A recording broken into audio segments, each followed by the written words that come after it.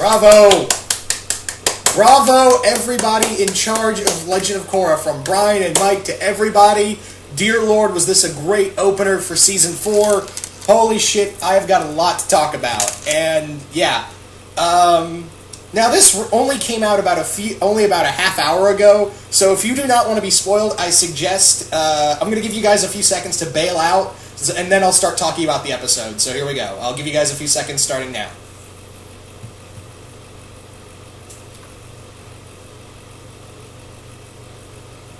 Okay, if you're still here, I'm guessing you've either seen the episode or you want to be spoiled. So, this episode is called After All These Years, and it opens up with how Republic City is doing right now. Apparently, Republic City, I almost said Bossing City. Republic City's been doing pretty good. The city's actually thriving. It's actually coexisting with the spirits in the wilds. The Airbender, the Air Nation is now the Air Temple Islands become the HQ for Airbenders, and a lot is happening. A lot of good things are happening. There's even a statue erected to Korra, who has not been to Republic City in 3 years. And wow,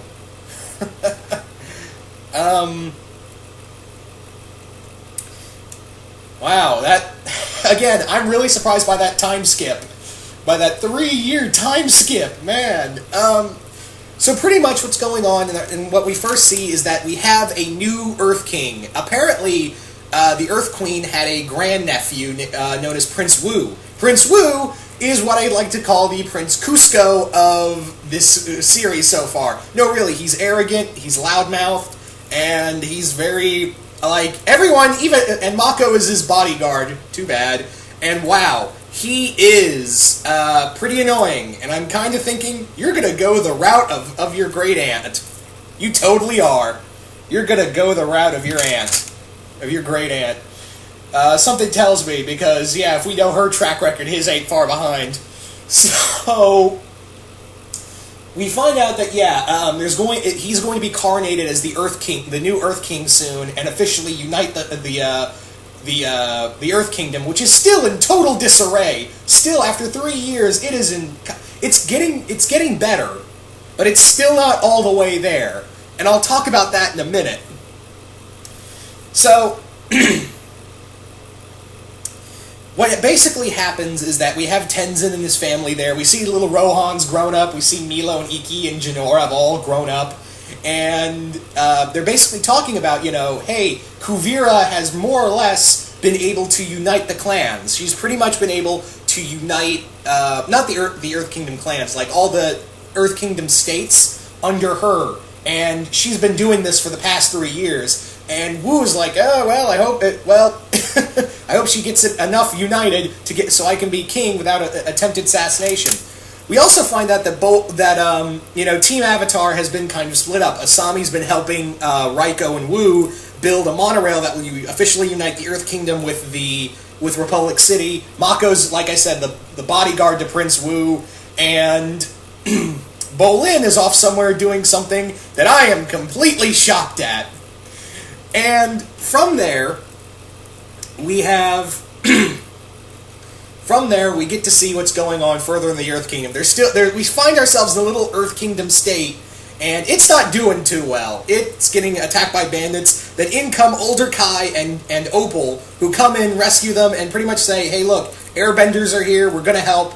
And the governor of the state is pretty much says, look, I asked for airbender assistance months ago. Where the hell have you guys been? And when you guys do show up, you guys only bring 2 airbenders. The airbenders have pretty much become the Green Lantern Corps.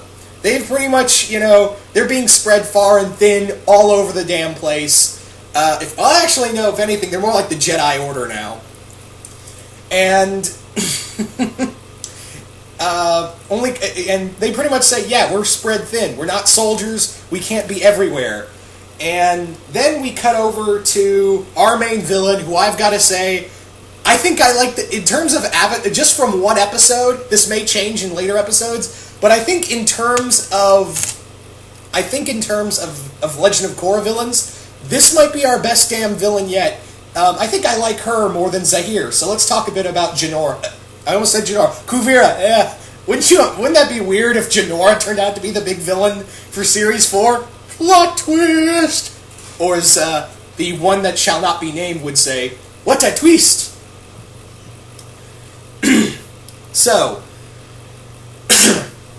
let's talk a bit about Kuvira. Apparently Kuvira, who by the way is voiced by Zelda Williams, the daughter of the late great Robin Williams. Yeah, it's Robin Williams' daughter voicing this character. And she gives this very cold, very calculating personality. She's like Azula if she was an earthbender.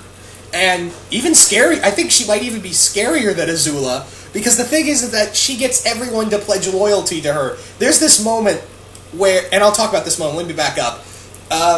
Kuvira's forces have been going by train from kingdom to kingdom, and among her crew is the eldest son of Su Yin, her husband, or I should say ex-husband, I'll talk about that in a minute, Varric and Julie, and even Bolin. Yes, Bolin is in this woman's army. And, yeah, there's a moment where they get stopped by bandits. Kuvira steps out and whips everyone's ass and makes them all pledge loyalty to her, or she would rather have them all run over by the train. Yeah. That's terrifying. So, yeah, she's all about restoring order. She's like she's like if the Avatar went a little too far. And she also has this very terrifying persona to her.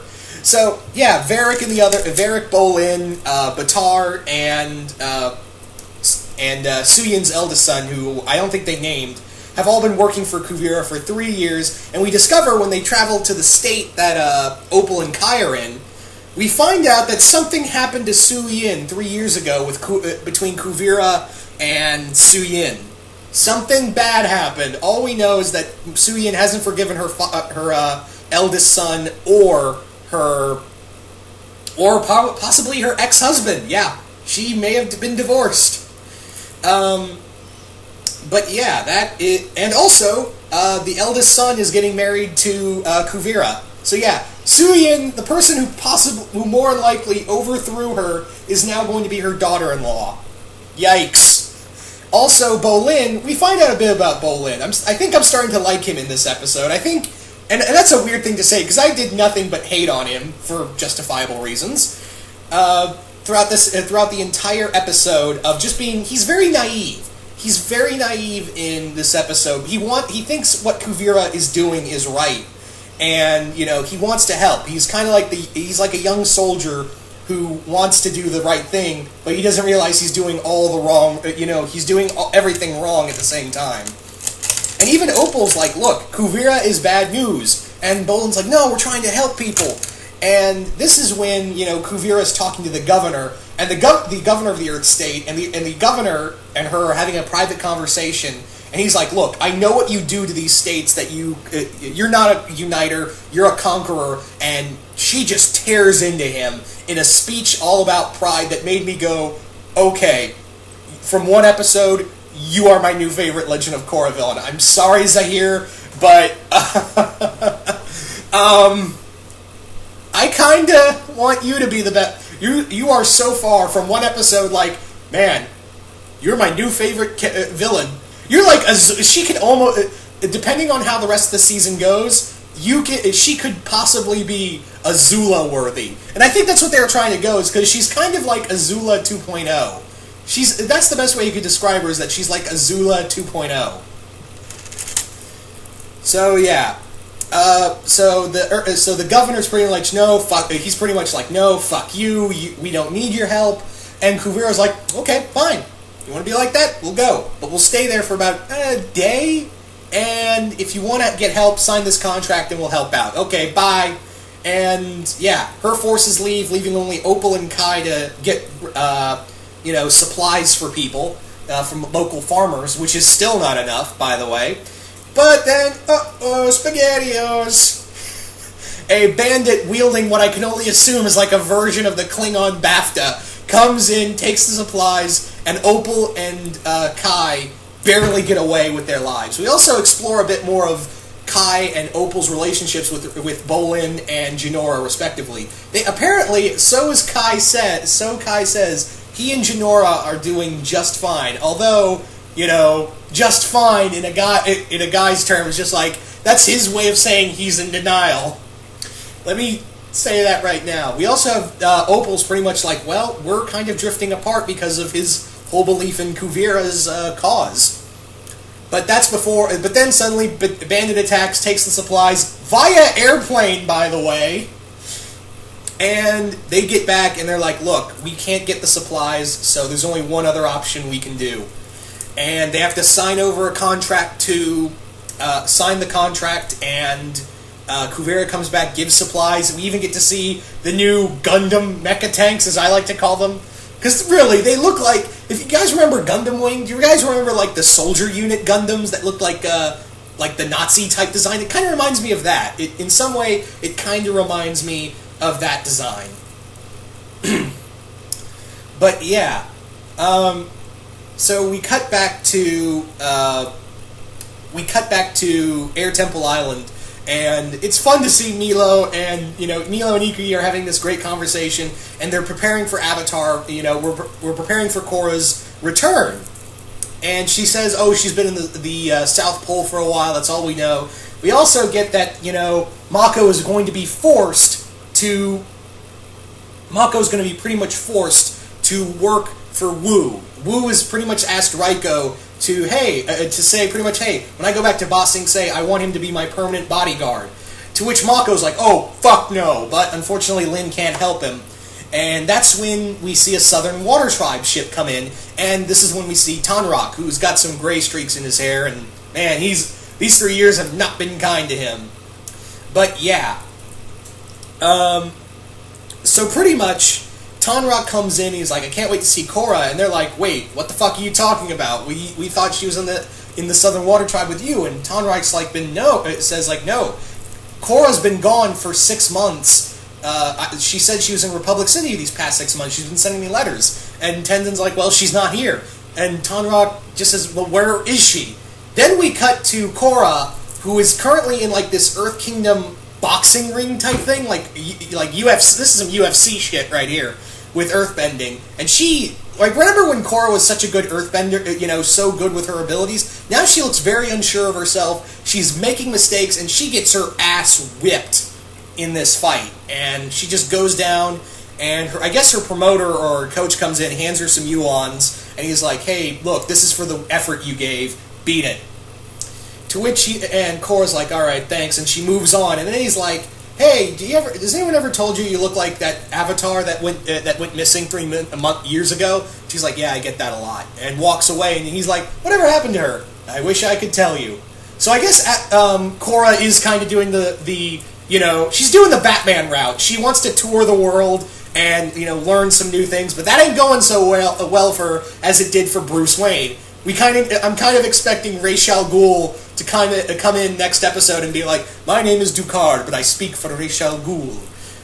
And then Korra joins the League of Shadows, then comes back to Republic City to be a symbol to them. I'm totally taking this the wrong way. Yeah. Anyway. All in all, absolutely loved this first episode. This was really good. I have absolutely no complaints about this. I know I had some complaints in the other premieres. Actually, a lot of complaints when you go to Season 1 and 2. But Series 3, even its opener was like, I don't know. But this opener right here made me go, oh my god, I cannot wait for the next episode of Legend of Korra. That literally made me say that out loud. I am so goddamn pumped for the rest of this series. And it saddens me to no end that this is the end. This is the end of the series, guys, and I'm sad. I'm legitimately sad about this. Oh my god. But yeah, this was absolutely fantastic. I loved it. I cannot wait for what it... I'm guessing the next episode is going to explain what happened to Korra and where she's been the past 6 months and where she's probably headed. So this episode was very, very Korra light. And yeah, I guess the next episode will, like I said, be talking about where Korra's been the past 6 months and what she's been up to. But yeah, so yeah, that's pretty much all I have to say about this. You guys tell me if you guys have seen the episode. What did you guys think of this season opener? Did you guys like it? Did you guys hate it? What do you guys think of Kuvira? What do you think Korra's been up to? And where do you think this show is headed? Yeah, so this is really awesome. So once again, I hope you guys enjoyed this, and I'll see you guys later.